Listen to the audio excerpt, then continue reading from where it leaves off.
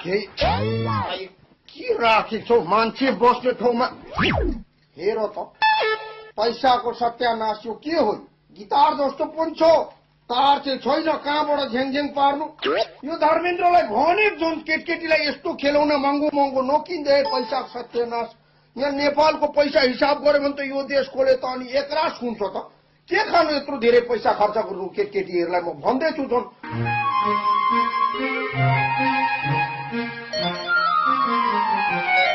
के गर्नु आँटेको तैँले स्याउ खानलाई देखेन तेरो बाउ यो स्याउ हो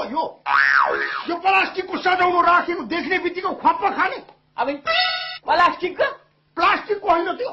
हाम्रोतिर त प्लास्टिक त त्यो पानी पर्दाखेरि पो गर्छ नि त यस्तो खालको मान्छे रहेछ भने अङ्गुर पनि रहेछ के गर्छ नगर्नु भन्छ अङ्गुर पनि प्लास्टिकको यहाँ राख अहिले यहाँ देख्यो भने के भन्छ बेकारमा झुसेलाई केही थाहा रहन्छ भन्छ कराछ त्यो दुईटले बस चढाउँछु भने खोइ दुईटले बस चढ्ने पर्यो नि त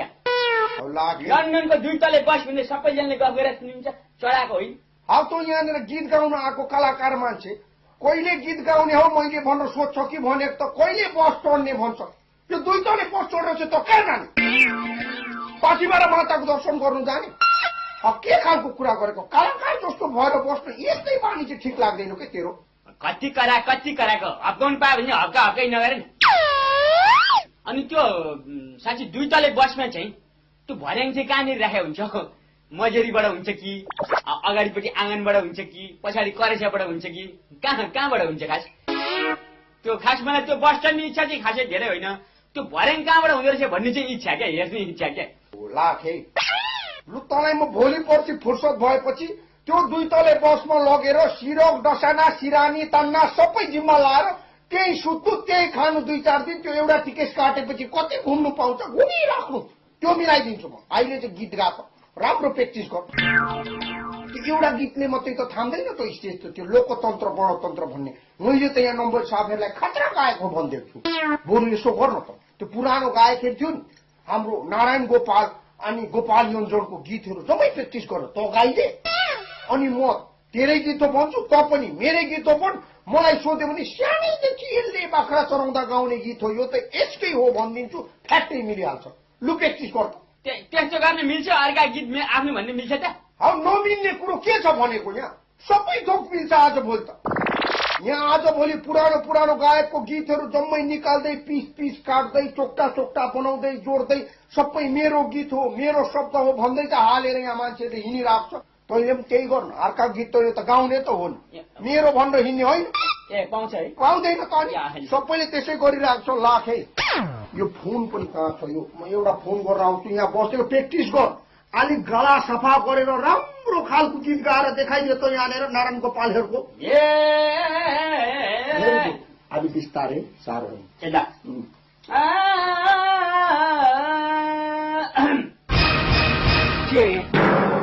तिनीहरूले पैसा उठाएर पीडितको हातमा नदिई खाइरहेछन् रे हो हजुर मैले एउटा त छे मुखबाट सुनेको त्यो धुर्मुसे कहाँ छ मैले कहाँबाट त्यस्तो काम गर्नु कान्छ तपाईँलाई विश्वास लाग्दैन भने डाक्टर साहबलाई म फुल लगाइदिन्छु आफै कुरा गर्नु नि यहाँ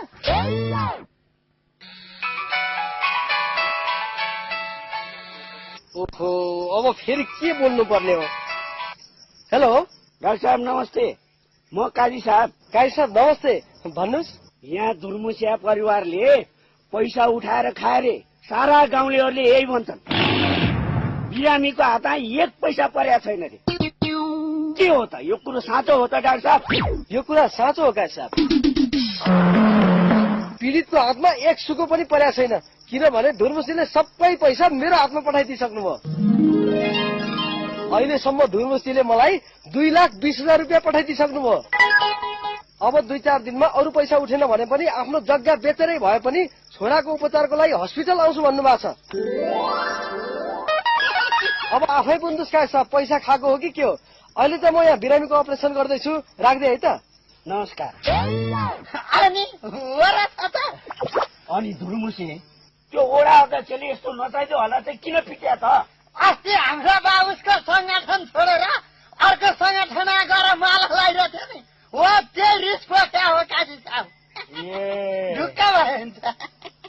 स्याबास बाबु स्याबास राम्रो काम गरिछस् ल यो गाउँमा अब राम्रो काम गर्ने मदेखि बाहेक अरू जन्मिन गाह्रो छ काजी साहब।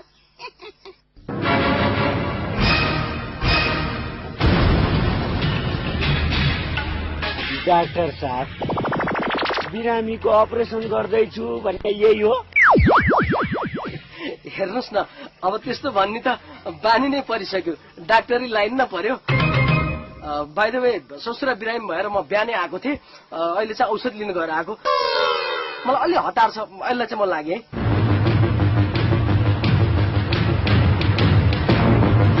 पुरा गडबड छ, अब चाहिँ चुप लाएर बस्नु हुँदैन। बर्बादै भइहाल्यो नि, बर्बादै भइहाल्यो नि। त्यो हैजालाई चाहिँ यही बाटो किन आउनु पर्यो नि, अर्को बाटो आउन सक्दैन थियो। अब म तँलाई भेट्न आउँदै थिएँ, अब काजी यही बाटो आउँछन् भन्ने कुरा मलाई के थाहा त।